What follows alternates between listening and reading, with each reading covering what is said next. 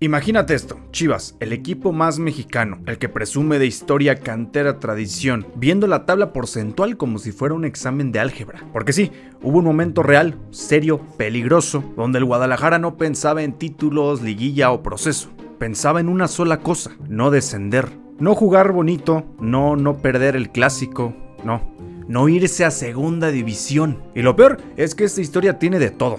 Jorge Vergara soñando en HD, Johan Cruyff trabajando a distancia, entrenadores que duraban menos que un iPhone sin cargador, eliminaciones humillantes y el episodio más incómodo, penoso, más ¿quién carajos dirige este barco? El escándalo de la podóloga. Hoy te cuento la peor crisis de las Chivas, la época donde el rebaño dejó de ser grande y se volvió cliente, el sueño de Vergara, Chivas global pero con problemas locales. Todo arranca en 2012, Jorge Vergara tenía una obsesión, hacer de Chivas un club de nivel mundial. Y ojo, no es mala idea soñar, lo malo es soñar sin entender dónde estás parado. Vergara quería modernizarlo todo, estructura, metodología, estilo de juego, formación, y decide traer un personaje que en teoría no venía a jugar, venía a cambiar la historia, Johan Cruyff. Una leyenda, un tipo que si lo mencionas te suena a fútbol de verdad, a método, a esto va en serio. Vergara lo presenta como si hubiera fichado a Thanos. Con esto se arregla todo. La afición se ilusiona porque piensa, si Cruyff está involucrado esto no puede salir mal. ¿Spoiler? Sí podía.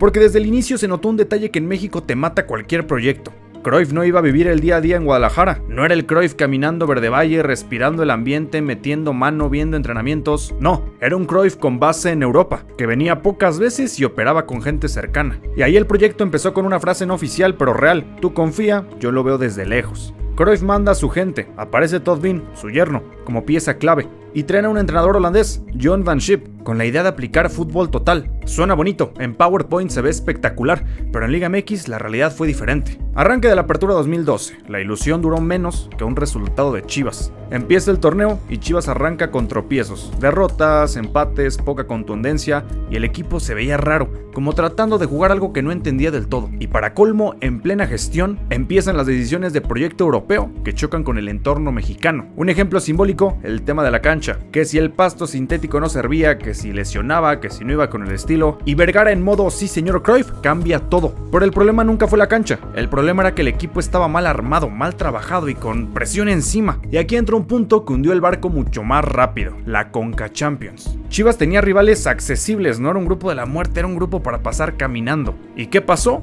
Tropiezos, resultados malos y terminan quedándose fuera en fase de grupos. Para un club como Chivas eso no es un tropiezo, es una humillación institucional. Y la afición empieza a preguntarse, ¿y estos no que venían a revolucionar el fútbol? ¿Y pierden contra equipos que ni ubico en el mapa? Ahí comenzó el primer incendio real, porque cuando un proyecto se vende como histórico y fracasa rápido, la gente se siente estafada. El espejismo, ganan clásicos, se cuelan a liguilla y parece que todo se arregló, pero no. En medio del caos, Chivas tuvo un pequeño rebote. Aparecieron chispazos de talento, algunos partidos grandes, resultados que maquillaron todo. Ganaron partidos importantes, incluso clásicos, y al cierre del torneo lograron meterse a liguilla. No porque fueran sólidos, sino porque la Liga MX muchas veces te deja colarte si sobrevives. Se metieron a octavos y les tocó Toluca, líder del torneo. Y ahí se acabó la fantasía, Toluca los eliminó sin despeinarse. Fue como cuando te crees que ya estás bien después de que estás enfermo y al día siguiente vuelves a amanecer con fiebre. Ahí quedó claro que el proyecto Cruyff no había construido nada, solo había tenido momentos. Y entonces llega el descanso entre torneos. Es el lapso donde un equipo serio ajusta, refuerza, planea. Aquí tú pensarías, ok, ya vimos el error, vamos a ajustarlo. Pero Chivas no estaba en modo plan, estaba en modo bomberazo. El despido más surreal, corren al DT a días de que inicie el torneo. Enero de 2013, a nada de iniciar el torneo, Chivas despide a Van Schip y se cae el proyecto Cruyff.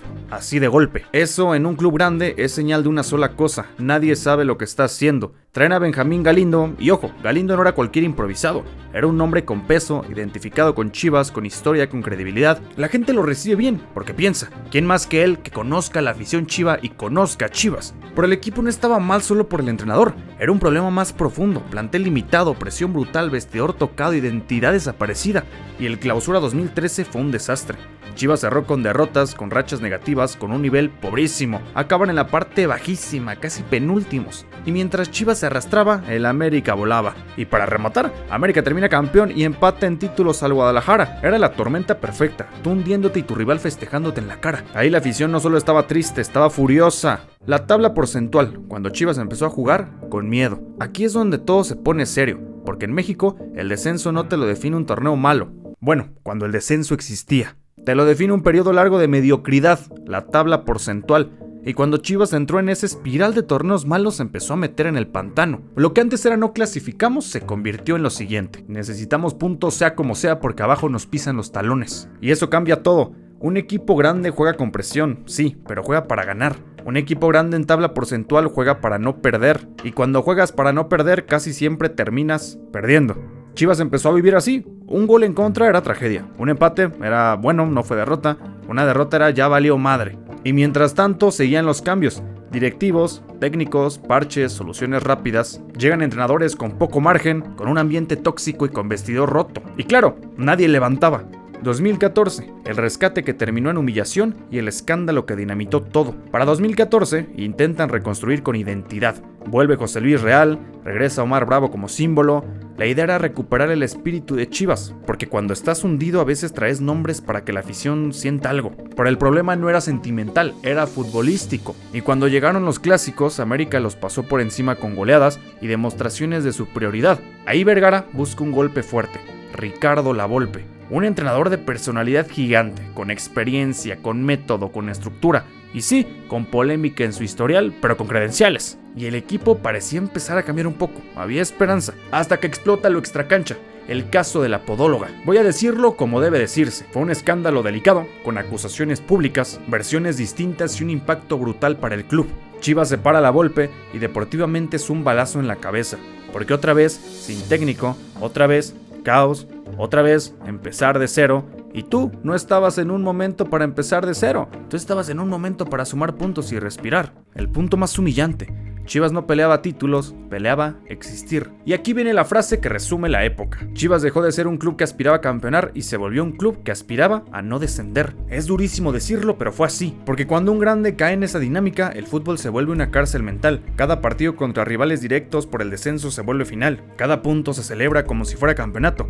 Y cada derrota te mete más miedo. Además, el entorno era una bomba. La afición no perdonaba, el club no daba señales de orden, los proyectos duraban nada y un equipo sin estabilidad es un equipo sin identidad. Y un equipo sin identidad es un equipo vulnerable. Remate crudo, la Liga MX casi se queda sin Chivas en primera. La verdad, la Liga MX estuvo a nada de vivir un escenario surreal. Chivas en segunda división, el equipo del pueblo jugando contra clubes del ascenso.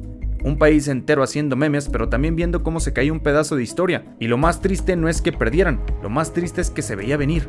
Porque esto no fue una mala tarde, fue una acumulación de malas decisiones, proyectos mal diseñados, cambios constantes, plantel limitado, crisis interna y desgaste emocional. Además, los golpes mediáticos no ayudaban en nada en lo futbolístico. Y sí, Chivas no descendió, pero hubo un momento donde lo único que los separaba del abismo era sumar puntos como fuera. Esa fue la época donde Chivas tocó fondo, donde el miedo fue real, donde el gigante se volvió humano. Y no de los humanos buena onda, de los que se tropiezan con la banqueta. Y lo irónico es que después de tocar fondo, llega un resurgimiento de película. Pero eso es para otro video. Muchas gracias por acompañarme en esta mini crónica de cuando las Chivas casi juegan en segunda división. Mantente atento porque uno de los siguientes videos va a ser la parte 2, hablando del resurgimiento, del campeonato y de muchas cosas que aún no sabes. Deja tu like, suscríbete, sígueme en todas mis redes sociales y nos vemos el siguiente lunes.